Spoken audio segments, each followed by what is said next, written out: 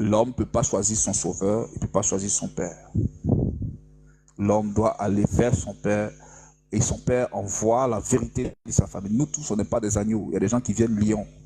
Il y a des gens qui viennent, comment on appelle ça, euh, aigle. Il y a des gens qui viennent, chacun a son expression en fait.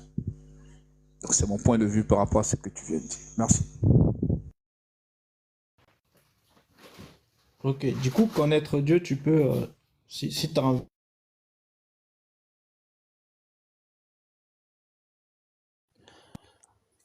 Oui, je voulais savoir quelle religion tu es en fait, Serge Vagba. Je Comme connais. je dis, je suis miariste. C'est-à-dire, je suis Mia- dans le mouvement international des anciennes religions. Voilà. Et nous, dans notre cheminement, nous faisons le cheminement vertical, donc qui est expliqué par les Égyptiens. D'accord, je connaissais pas. Ok, ça marche. Ouais, c'est intéressant. Oui, le cheminement est intéressant. Ouais, Hmm. Mais la question bon, vraiment, la question ouverte, hein, c'est pour ça que je voulais pas, c'est la question que je posais, c'est pas dire oui ou non, c'est vraiment une question ouverte pour savoir ce que vous pensez justement de si c'est le Père, Dieu le Père qui nous attire à Jésus, pourquoi il va attirer telle personne et il ne va pas attirer d'autres, ou est-ce qu'il attirera l'autre personne un peu plus tard, ou est-ce que voilà, c'est la question que je me posais. Est-ce que vous posez cette question-là, ou est-ce que vous pensez que je sais pas. C'est une question justement ouverte pour savoir votre pensée à ce niveau-là. Qu'est-ce que Moi, toi-même tu en penses? Ah, vas-y, relativiste.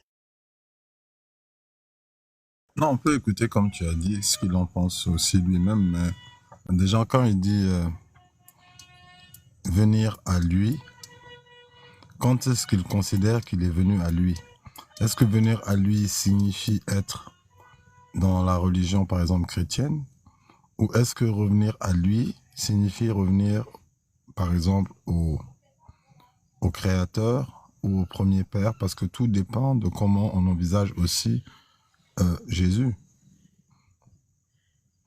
Est-ce qu'on l'envisage comme étant un être euh, qui est qui a quand même une spécificité, c'est qu'il n'est pas comme les autres êtres humains, parce qu'il est arrivé avec une connaissance et il y a quelque chose qui a été insufflé, ou est-ce qu'on le considère comme Dieu lui-même?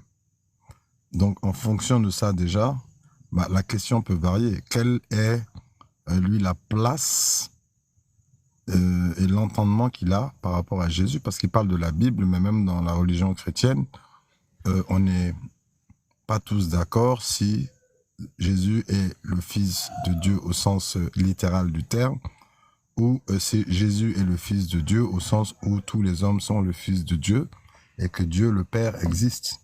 Donc, comment lui, il entend déjà Jésus, en fait? C'est une très bonne question. Donc ouais, je vais approfondir justement comme pour que vous ayez une vision un peu plus claire de la question que je pose. Oui, alors comme vous l'avez deviné, oui, je suis chrétien et comme tu disais, malheureusement, il y a des chrétiens qui en fait divergent sur pour qui en fait représente ce que représente en fait Jésus pour eux.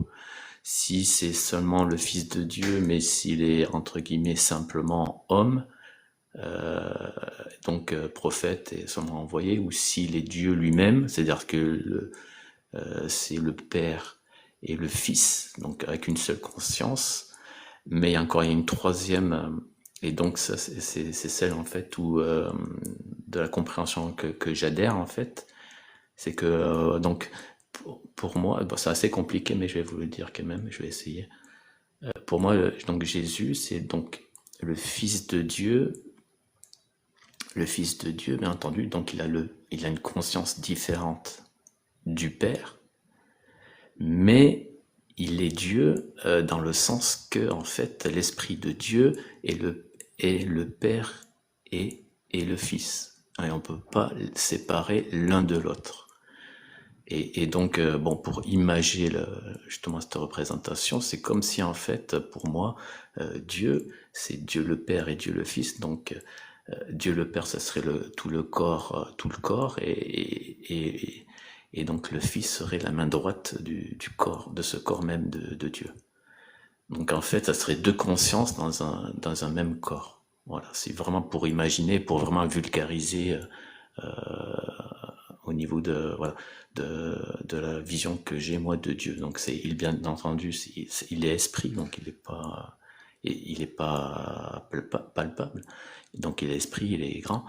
Et donc oui, pour moi, donc Jésus est le Fils de Dieu, mais il a le Père en lui aussi, car comme j'ai dit, l'Esprit de Dieu est en lui, et l'Esprit de Dieu, comme je vous l'ai dit, c'est le Père et le Fils. Donc ouais, je pourrais débattre un peu plus longtemps, mais bon, c'est vraiment pour vulgariser. Je vous ai vraiment donné une vulgarisation de moi, ce que je pense de Jésus. Donc, il est fils de Dieu, mais il fait partie intégrante de Dieu. Voilà. Oui, mais dans ce cas-là, c'est comme si c'était en gros une partie de ce corps-là qui peut être détaché du corps tout en restant connecté et qui peut avoir ou une conscience élargie ou une autre conscience. Mais la logique voudrait que ça soit peut-être la même conscience qui continue. Mais si tu prends ce raisonnement, dans l'absolu, ça veut dire que nous tous, sans exception, nous faisons partie de cette conscience élargie. Parce qu'en gardant la même image du corps, et que tu nous compares peut-être à des cellules, on est tous des cellules qui font partie du même corps. Si on a des petites glandes qui font partie d'une conscience. C'est moi ou c'est ta connexion? On est tous. Ça se coupe là quand tu parles. Ah, ma connexion n'est pas très bonne. Ah ouais. Oui, ma connexion n'est pas très bonne. Ok. Ma connexion Vas-y, n'est là pas maintenant très bonne. t'entends bien. Vas-y, là maintenant t'entends bien. Donc je disais que c'est que si on prend cette logique-là, c'est comme si on a un corps et que de ce corps-là, il y a une partie qui se détache tout en restant reliée. Et cette partie qui se détache ou a cette conscience élargie, donc par extension, qui continue, ou a une autre conscience qui fonctionne de manière autonome, mais qui est reliée à cette première conscience. Et je dis que si on prend cette logique-là, ben quelque part, ça veut dire que tous les humains, sans exception, nous sommes dans la même dynamique. La seule différence, c'est que si tu prends toujours ce même corps-là, c'est comme si on était des cellules qui appartiennent à ce corps et chacun avec une petite conscience ou une mini-conscience reliée à la connaissance, à la conscience générale. Ou si tu prends un serveur, pour prendre une image un peu plus simple, c'est comme si on était différents ordinateurs connectés au même serveur. Donc, même si les ordinateurs peuvent fonctionner, ben, ils sont connectés toujours au même serveur. Donc, dans ce sens-là, Jésus, il a effectivement une place spécifique, mais là, c'est comme si c'était un intercesseur, alors que Dieu, dans un absolu, ben, si tu as le Père, et même si les deux sont liés, il faudrait peut-être parler à ce moment-là du Créateur directement. Maintenant, je comprends la question, hein, mais ça voudrait dire plutôt, est-ce que c'est nous qui choisissons de venir au Créateur, ou bien est-ce que c'est le Créateur qui nous soumet d'office? C'est un peu ce dont on parlait même un peu au début, si je comprends bien. Hein. Mais là, je ramène ça vraiment au Créateur. Parce que quand tu dis Jésus, tu l'amènes sur un plan un peu plus religieux, et toutes les religions ne reconnaissent pas Jésus, toutes les spiritualités ne reconnaissent pas Jésus, et tu as des spiritualités qui reconnaissent le divin et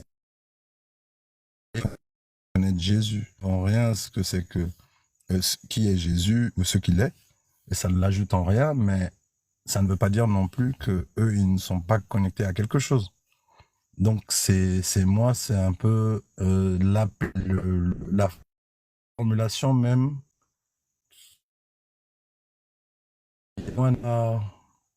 n'est pas très précise, quoi. Je pense que je veux dire. Demander, si vous me permettez.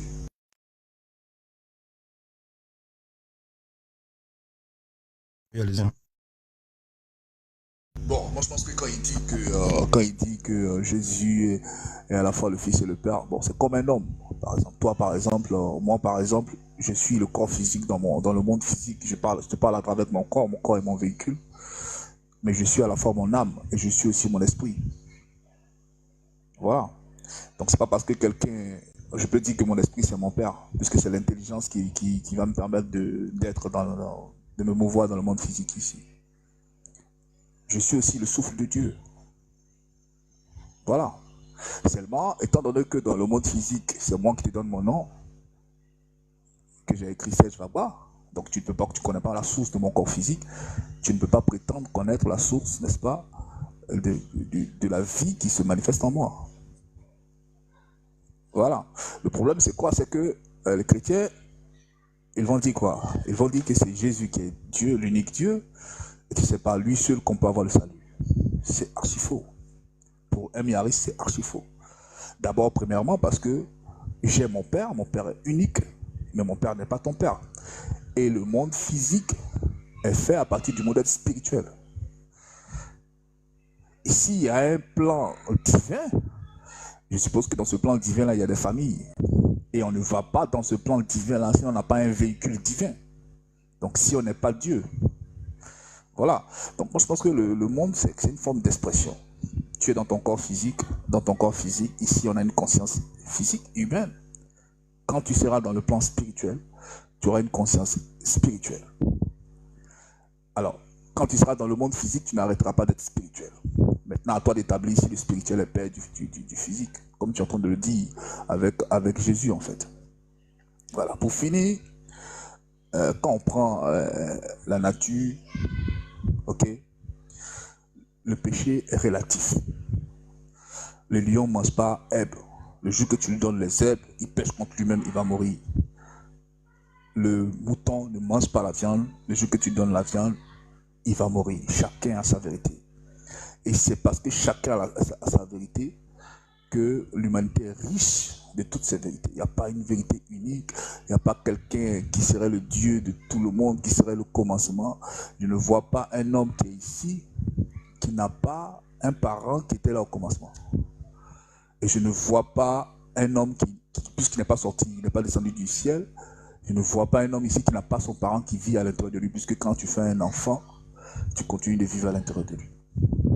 Voilà. Donc moi je pense qu'on devrait utiliser des thèmes un peu universels que d'essayer de dire clairement que le seul sauveur c'est Jésus, c'est lui qui est Dieu, alors que toi-même, en toi, il y a un souffle, une parcelle divine.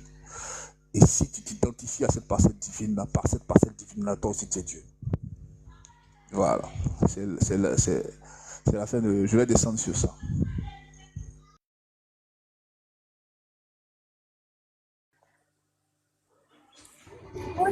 Moi, j'ai une question, Serge.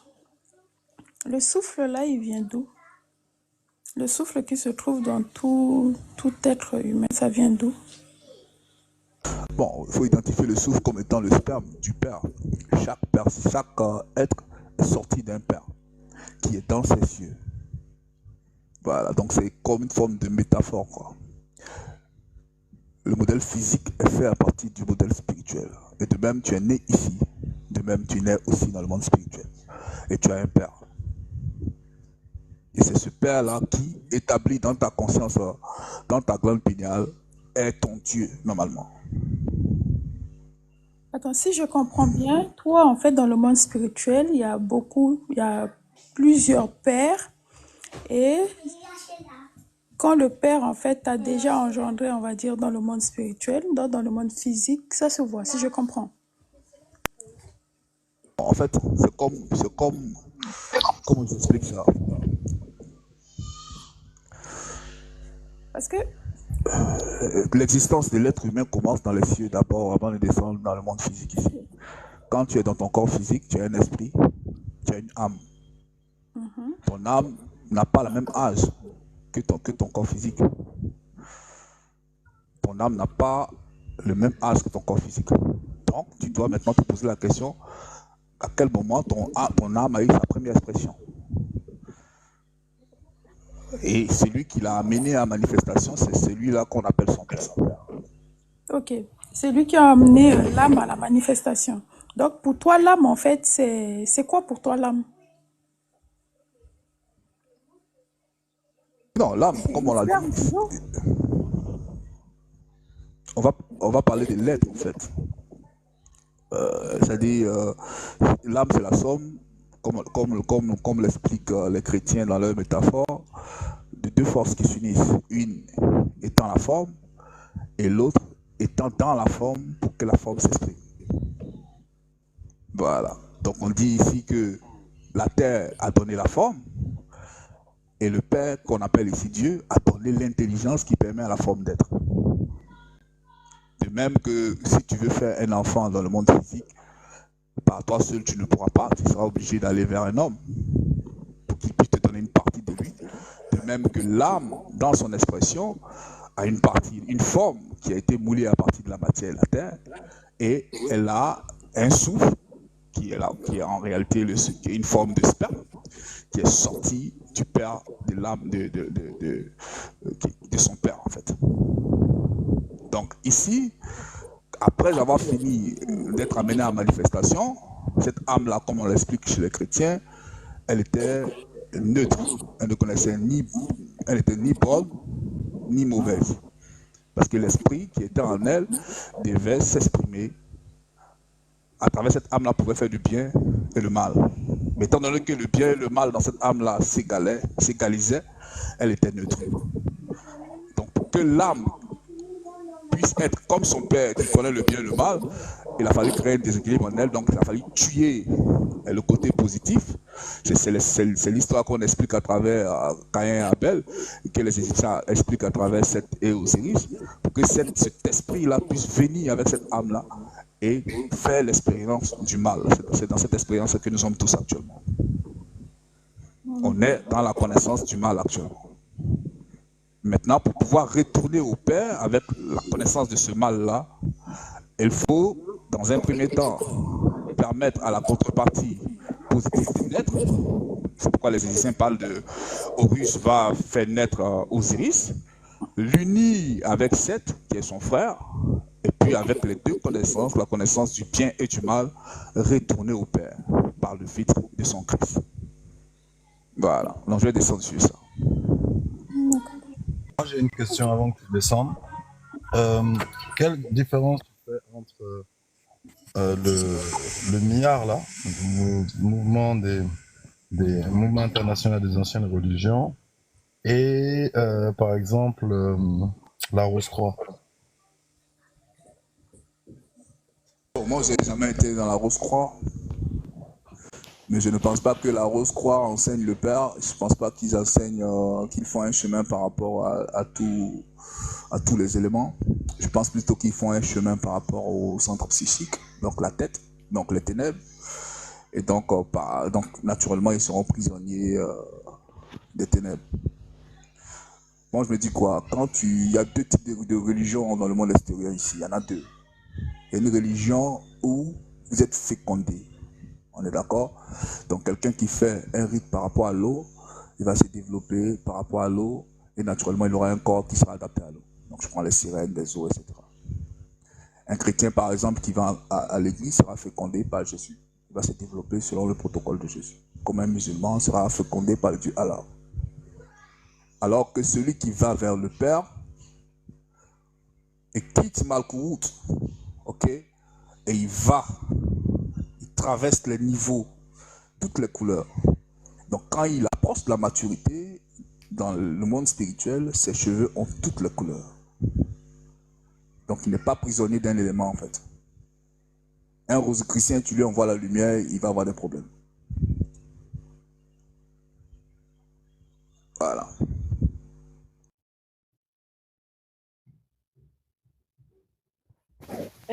Du coup, qu'est-ce que vous entendez par ténèbres? Parce que tu as utilisé le mot ténèbres, ça a attiré mon attention. Qu'est-ce que vous entendez par ténèbres? C'est le noir. Voilà, c'est noir. Je ne sais pas comment expliquer ça. L'obscurité. Tous les êtres, tous les spiritualistes de la planète cherchent l'illumination parce que dans la tête, c'est noir. Ce sont les ténèbres qui sont dans la tête. Voilà. Il n'y a pas d'autres explications par rapport aux ténèbres.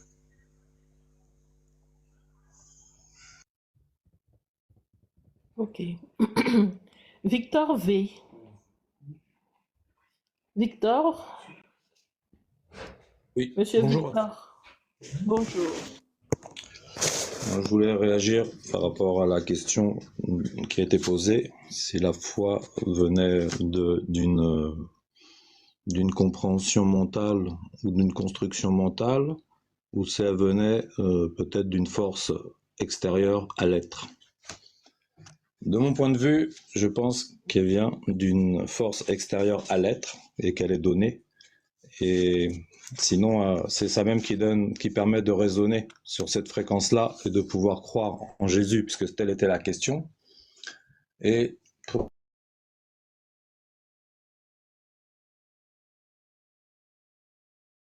On t'entend plus. c'est par la grâce que vous êtes sauvés par le monde. Ça a Pardon? coupé, ça a coupé entre ce temps, on a pas.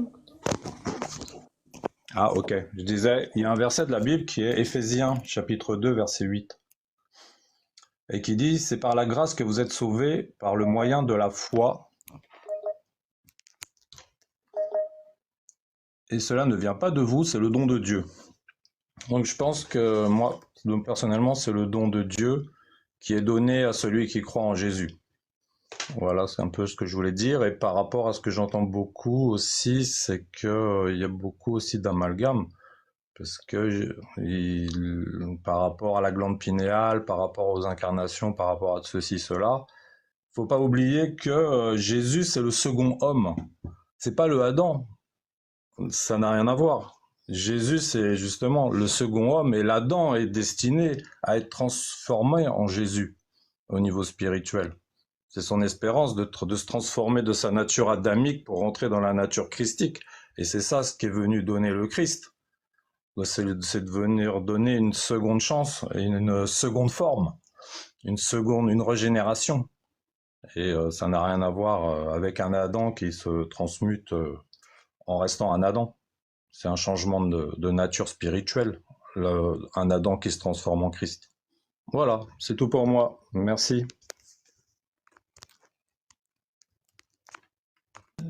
Merci. Bon. Du coup, frère Réveil, tu voulais intervenir? J'étais un peu déconnecté, donc du coup je vous écoute parce que je sais pas exactement à quel niveau vous en êtes. Donc je vous suis d'abord.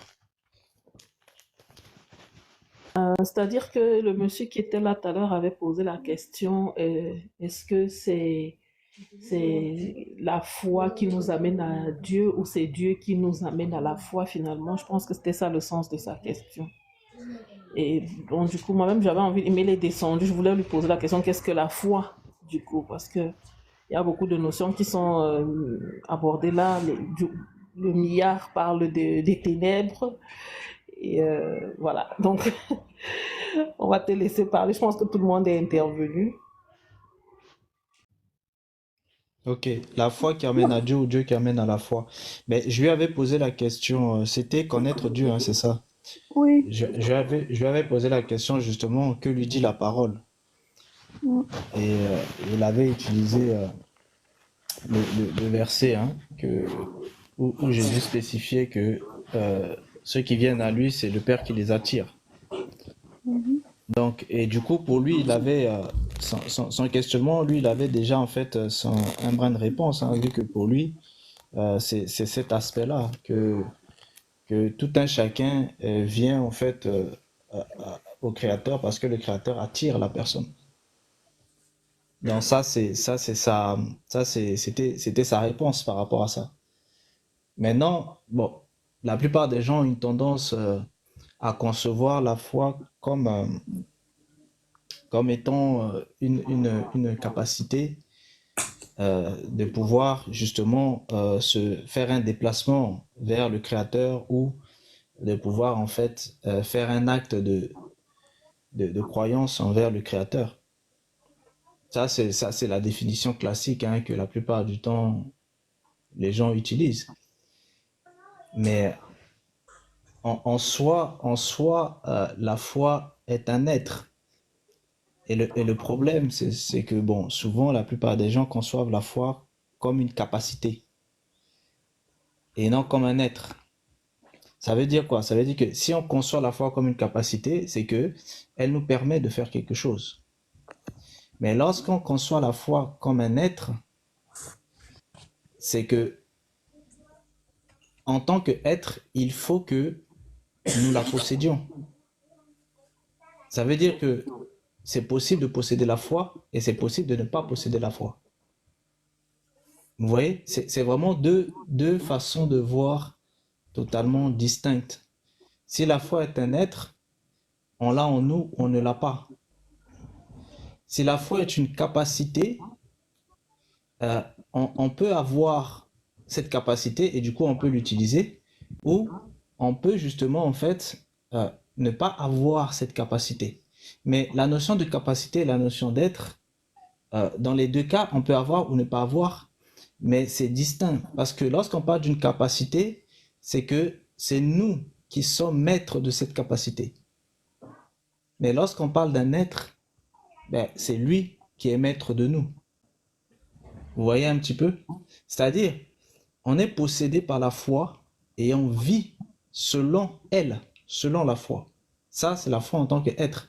Mais en tant que capacité, c'est nous-mêmes qui pouvons prendre la foi et ben, on va l'utiliser à notre bon vouloir et selon le niveau que nous voulons. Vous voyez, c'est vraiment deux conceptions distinctes. D'un côté, nous sommes possédés par un être. De l'autre, nous avons justement en fait le pouvoir sur un être. Ouais, c'est ça une capacité. Nous avons un pouvoir de. Ça nous donne le pouvoir de effectuer telle chose. Donc tout dépend de comment chacun conçoit en fait la foi. En ce qui me concerne moi, la foi n'est pas une capacité, la foi est un être qui nous possède. Et du coup, nous vivons selon cet être-là. Et si elle ne nous possède pas, ben, on ne peut pas vivre selon elle. Ça veut dire quoi? Ça veut dire que il faut chercher cet être. Il faut chercher cet être pour l'avoir ou pas. Voilà. Et cet être-là, je suis même déjà allé plus loin en l'expliquant dans des lives peut-être plus en privé. Cet être, elle est dans des dimensions parce qu'elle fait partie de nos... Parce que nous avons différents porteurs de vie. Tout comme il y a des porteurs de conscience, il y a aussi des porteurs de vie. Et du coup, dans ces porteurs de vie-là, la foi fait partie de ce dernier niveau-là de porteur de vie, qui est totalement en fait invisible en soi. Ça veut dire quoi? Ça veut dire que on doit justement en fait la ramener dans le visible, afin qu'elle puisse vivre en nous. Donc vous voyez, c'est vraiment des conceptions totalement distinctes. Intervenez aussi, si possible.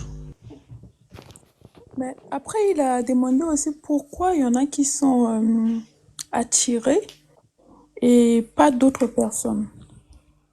Donc, il avait posé cette question aussi, mais bon, comme il n'est plus là, il est parti. Mais attention, l'attirance, c'est différent de la foi. Hein. C'est pas parce que vous êtes attiré que vous avez forcément la foi. C'est deux choses distinctes. Donc, c'est comme par exemple, vous pouvez, quand vous jetez un filet, eh bien, vous allez avoir une attraction et vous avez beaucoup de poissons qui viennent. Mais tous les poissons qui viennent dans le filet ne sont pas forcément des bons poissons. Vous voyez un petit peu?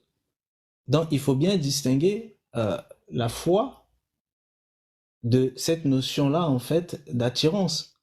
Le Créateur ne va pas forcément attirer que des gens qui ont la foi. La preuve, Judas, il avait bien été attiré vers Jésus, non? Mais pourtant, Judas n'avait pas la foi. Vous voyez un petit peu, il faut vraiment bien distinguer les deux.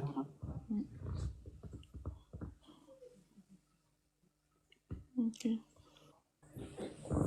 Après, il y a Serge qui voulait parler.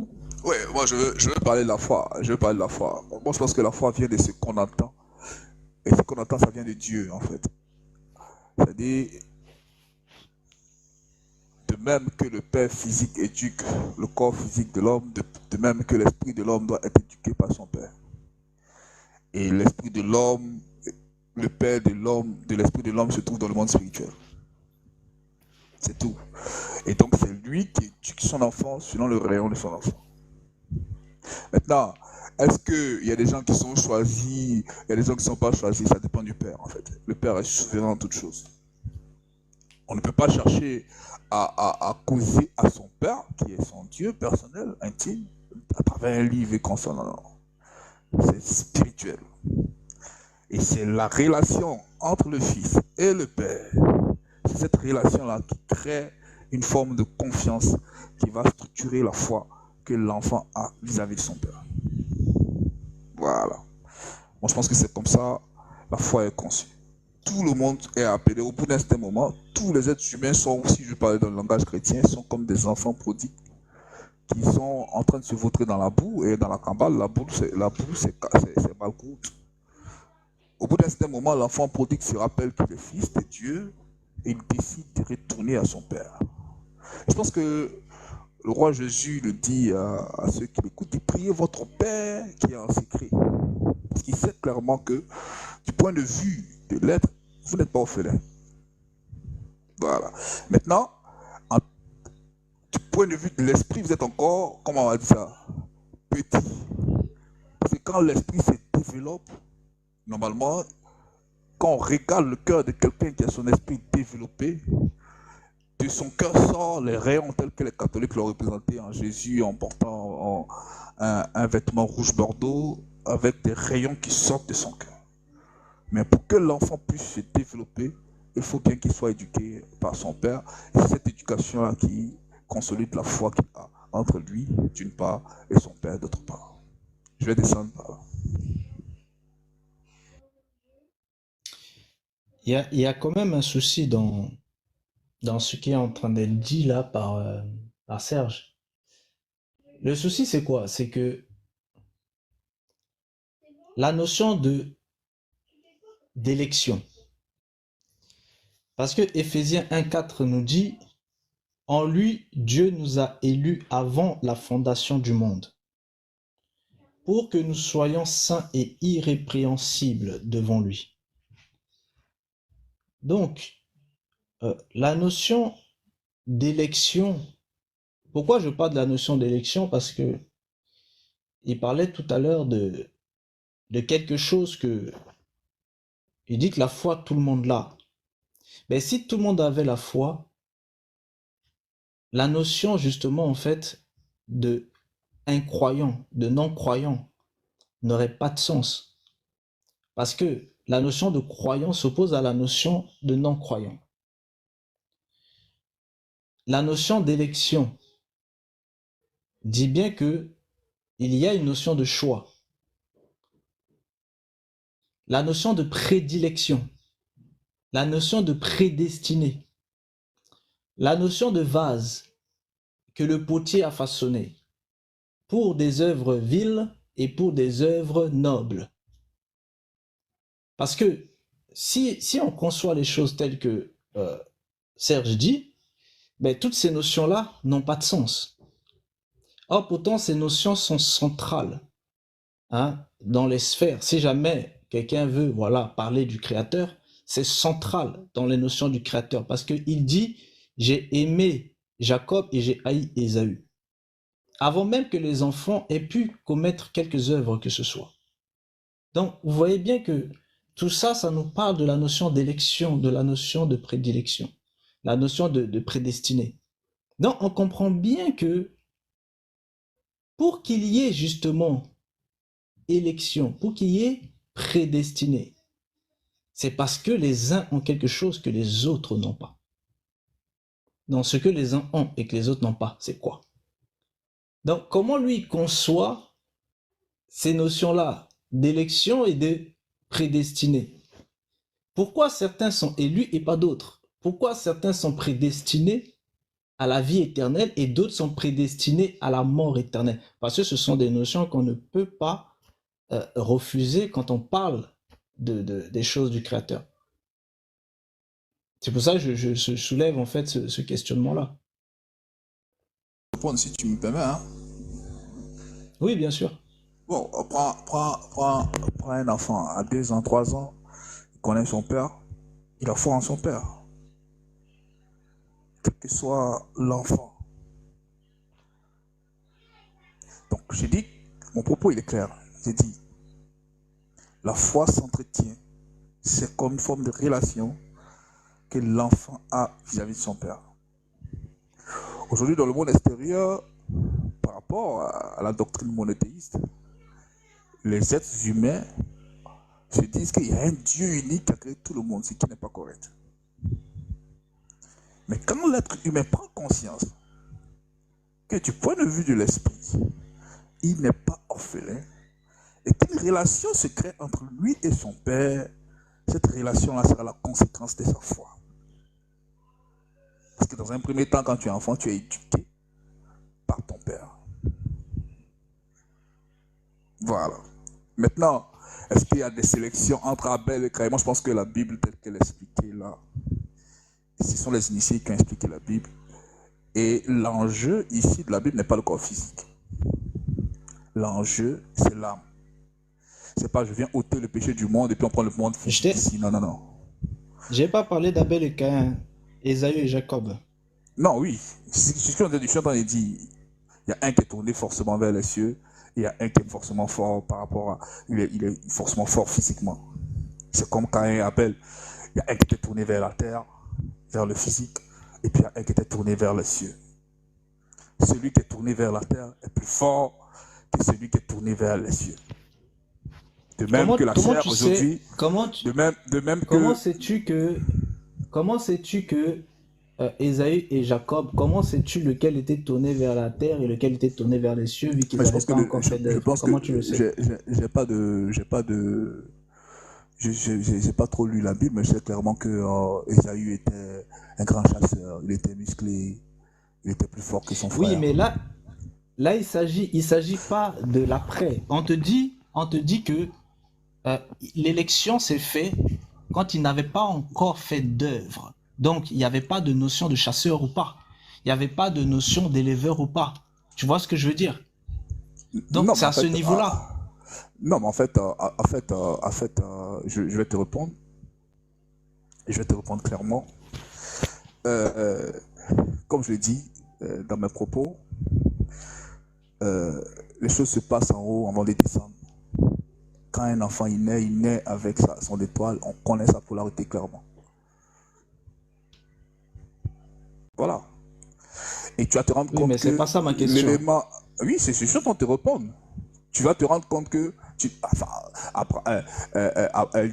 le Dieu d'Abraham, et avec Abraham, il dit ils seront esclaves 300 ans en Égypte. Ok? Il connaît déjà sa postérité. Les êtres humains, là, la descente des êtres humains, là, elle est purement verticale.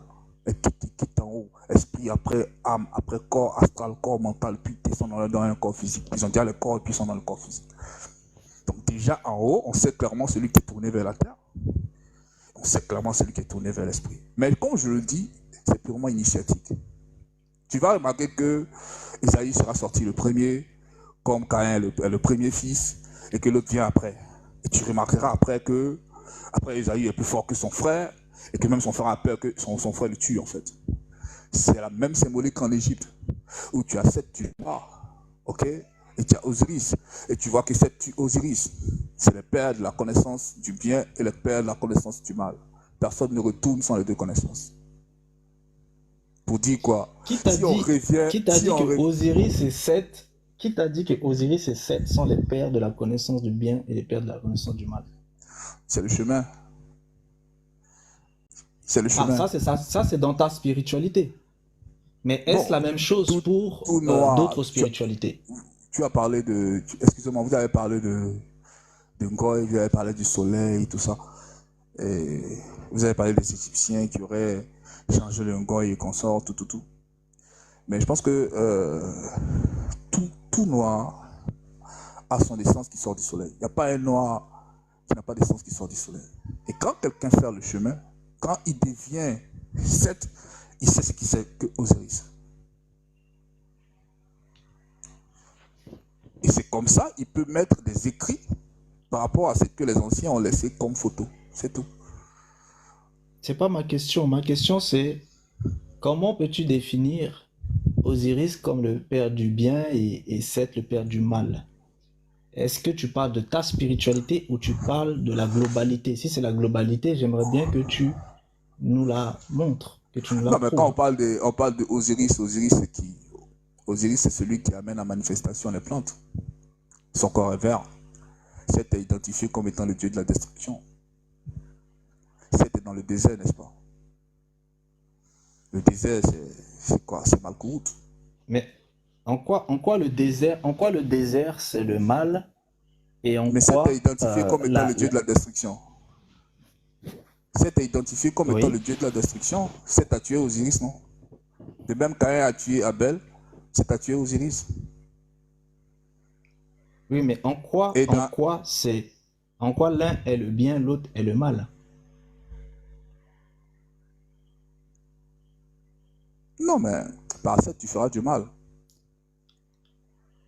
Par Parce Seth, que tu vas apporter la quand tu vas destruction. quand tu vas dans la spiritualité bouddhiste, hindouiste ou védique, tu vas retrouver la notion de Vishnu, de Brahma et de Shiva. Et tu vas retrouver ces aspects-là de commencement, de destruction, etc. Mais en quoi parce que quand tu retrouves par exemple chez Shiva, tu as cet aspect de destruction, mais tu as aussi cet aspect de construction. Donc, chez eux, tu ne peux pas définir Shiva uniquement en tant que destructeur, tu vas définir Shiva aussi en tant que constructeur. Donc, est-ce que le constructeur est bien ou mauvais? Est-ce que le destructeur Non, est bien ou non. mauvais? En fait, revenons au basique. Dans le spirituel, je suis un esprit, ok, et j'ai mon expression. Je peux être tout ce qui est dans mon corps physique. Je peux être les animaux, je peux être ce que je veux. On est d'accord? Alors, si je suis Seth, ce sera pour faire les choses dans lesquelles Seth est compétent. On est d'accord? Et Seth, il est compétent dans la destruction. Si je suis Osiris, ok, ce sera pour faire ce que Osiris est compétent. C'est pour m'exprimer en fonction de la compétence d'Osiris. De même que si je suis un lion, ce sera pour m'exprimer en fonction de la compétence du lion. Donc par Seth, je détruis. Par Osiris, je construis. Maintenant, quand tu expliques que Vishnu, je sais pas quoi, excuse-moi, tu as expliqué le nom d'un dieu d'hindou qui a à la fois les deux aspects en lui, c'est ce que j'ai dit tantôt.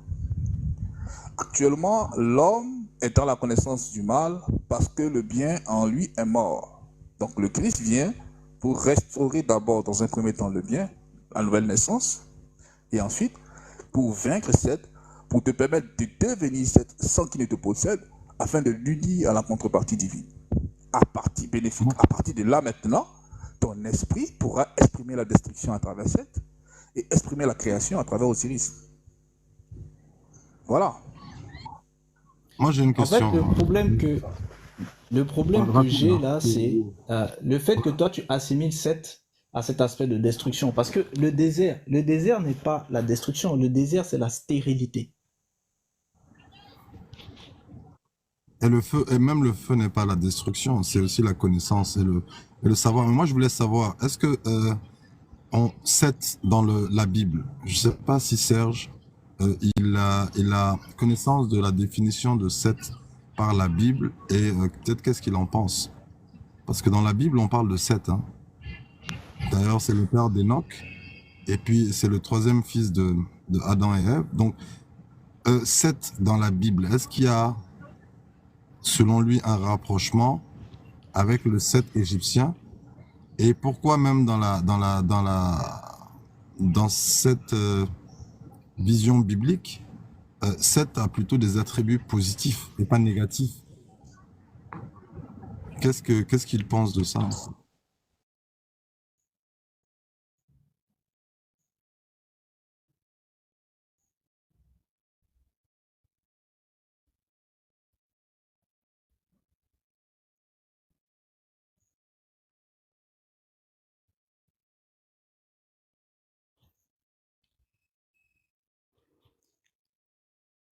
On y arrive. On y arrive. En fait, ce dont tu parles, moi je sais de qui tu parles. Tu parles dans la Bible, Seth est appelé Azazel. C'est Azazel, la divinité du désert. Mais attention, Azazel n'est pas Satan. Et c'est ça l'erreur de beaucoup de gens. Azazel n'est pas Satan.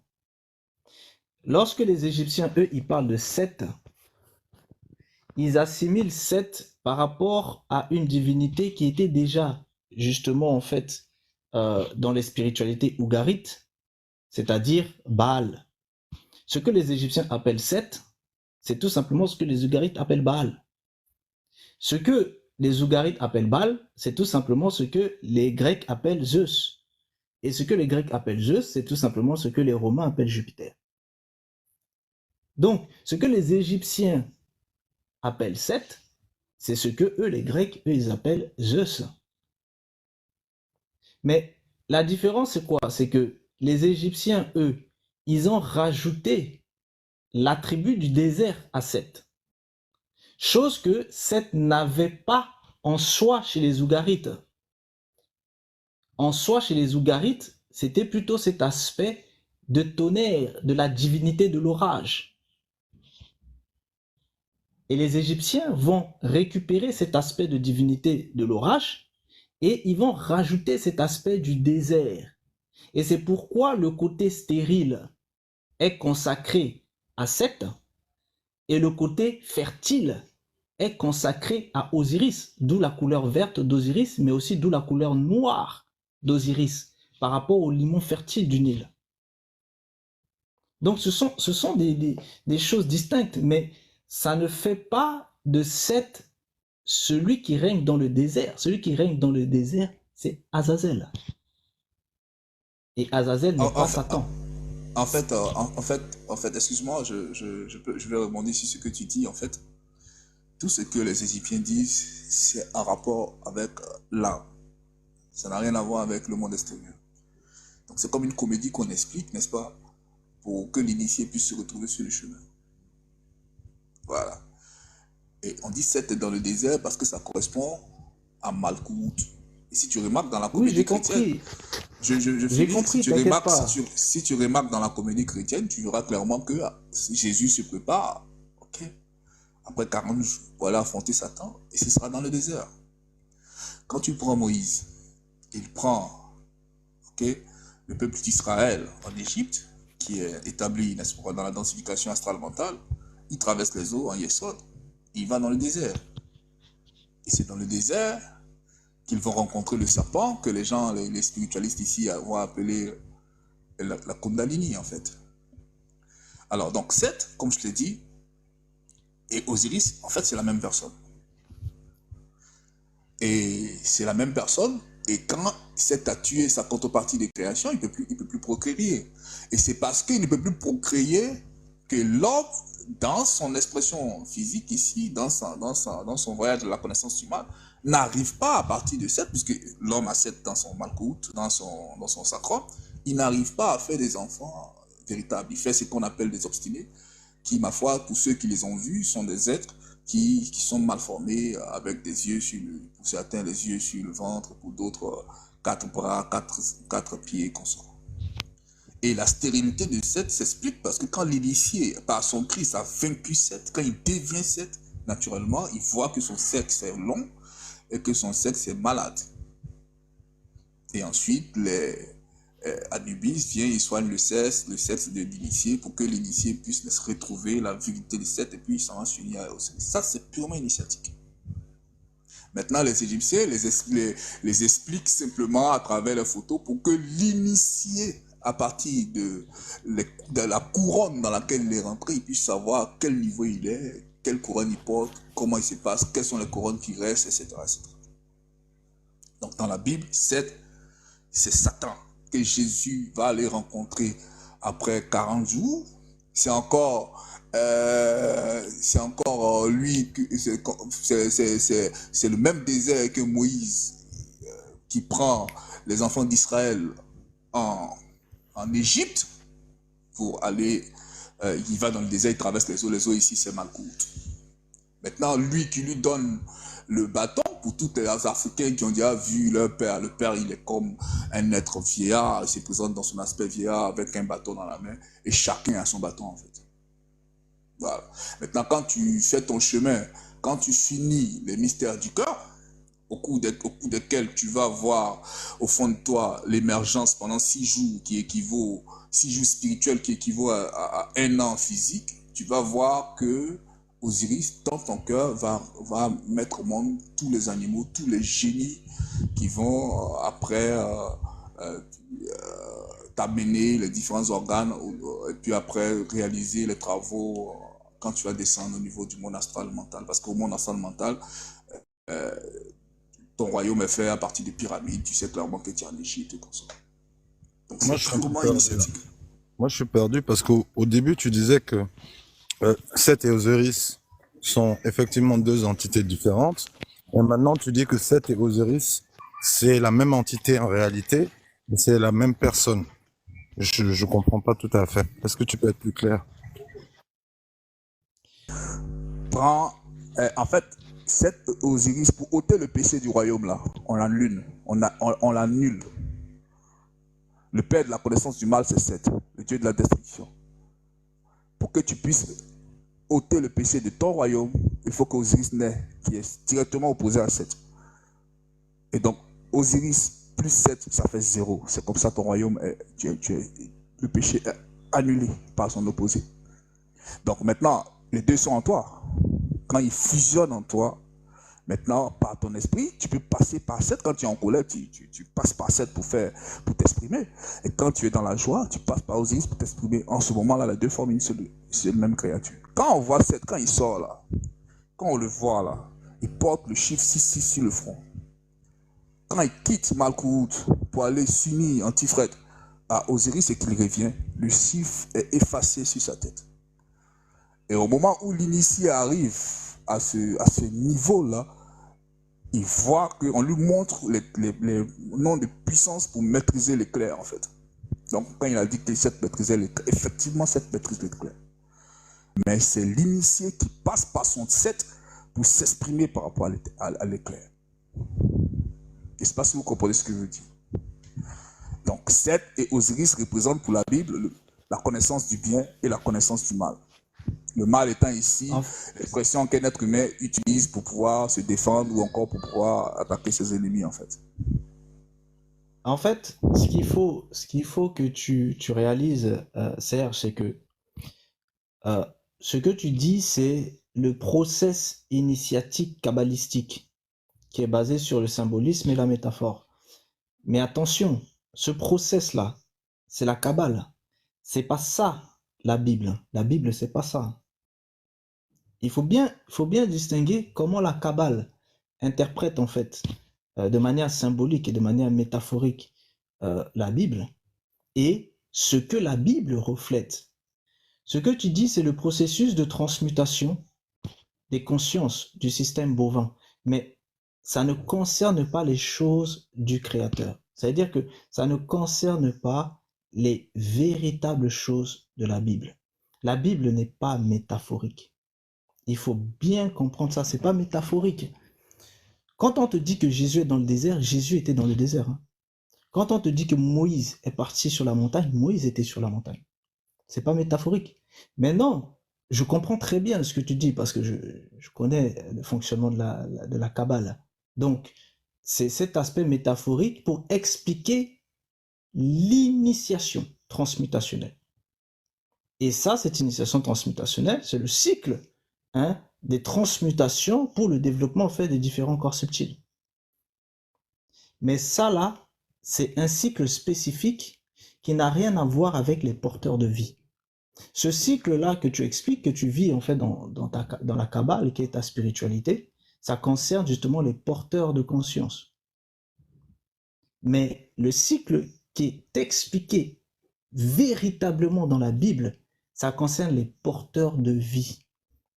Et dans ce cycle-là, les porteurs de vie, il y a aussi une transformation de l'être, c'est-à-dire transformation de la conscience qui est purifiée, de l'âme et aussi de l'esprit. Tu vois, c'est deux choses différentes. Et ce que la Bible explique n'est pas métaphorique. C'est bel et bien des choses factuelles, réelles, qui se vivent, qui n'a rien à voir avec les consciences.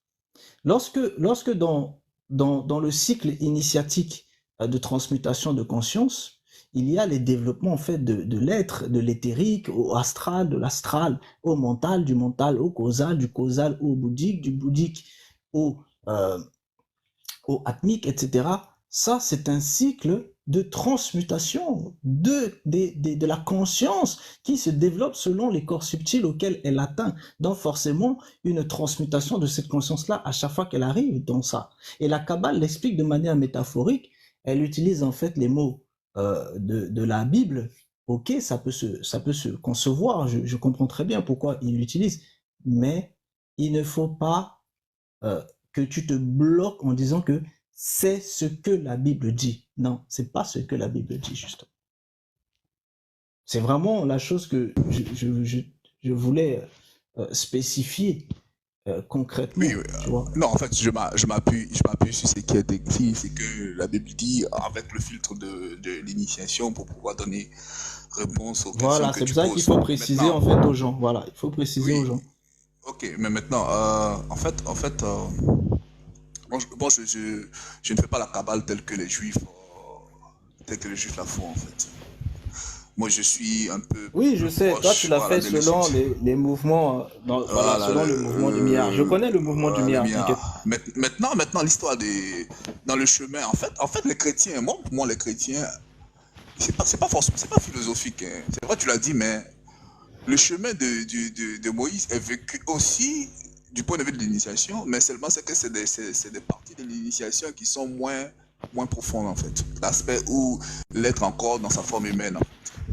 Effectivement, il y a un moment où l'être dans sa forme humaine va sur la montagne, il reçoit la table de la loi de son père. Bon, ça, je me dis que les chrétiens, puisque actuellement, le christianisme apparent dans le monde extérieur, ici, c'est un christianisme qui est basé sur les choses du monde extérieur. Je ne pense pas que les pasteurs conduisent véritablement les fidèles vers une vie spirituelle, vers une évolution spirituelle personnelle. C'est pourquoi le mystère n'est pas encore dévoilé pleinement dans le monde extérieur ici. Sinon, à cause, pour moi, ça c'est mon avis, hein, à cause de ce que l'enseignement est purement et simplement physique, je pense que le travail que le roi Jésus même a fait, c'est un travail aujourd'hui qui ne porte pas ses fruits en fait. Voilà, pour moi personnellement, Une question. ça ne permettra pas au soleil, ça ne permettra pas à Dieu de récolter des êtres réalisés. Voilà, En fait, c'est mon point de vue.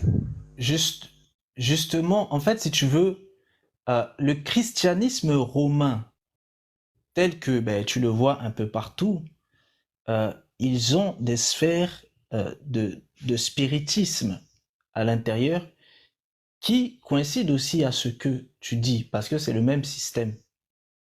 Mais la véritable spiritualité en Christ, elle se pratique. Et il faut bien comprendre ça. Quand je te parle de transformation de l'être, je ne pourrais pas te parler de transformation de l'être si moi-même qui suis en face de toi, je ne l'ai pas pratiqué. Si je ne l'avais pas pratiqué, je ne t'en parlerai pas. Ça veut dire quoi? Ça veut dire que c'est pas purement intellectuel. C'est pas purement en termes de savoir, non. C'est une transformation qui se vit. Et lorsqu'elle se vit, il y a justement le résultat, c'est-à-dire l'être est transformé. C'est pour ça que l'être quitte d'un être naturel pour basculer à un être qui est spirituel. Ça veut dire quoi?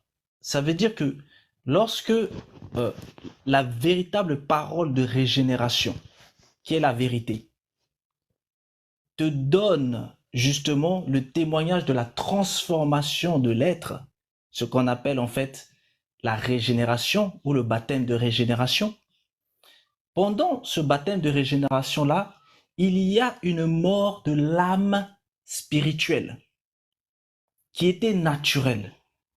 Et cette âme spirituelle-là laisse la place à la vérité. C'est cette vérité-là qui est appelée Christ.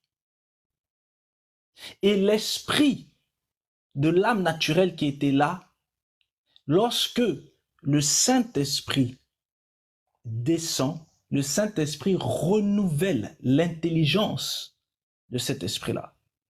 Et cet esprit est transformé en un esprit saint. Et c'est pour ça que ces êtres s'appelaient les saints.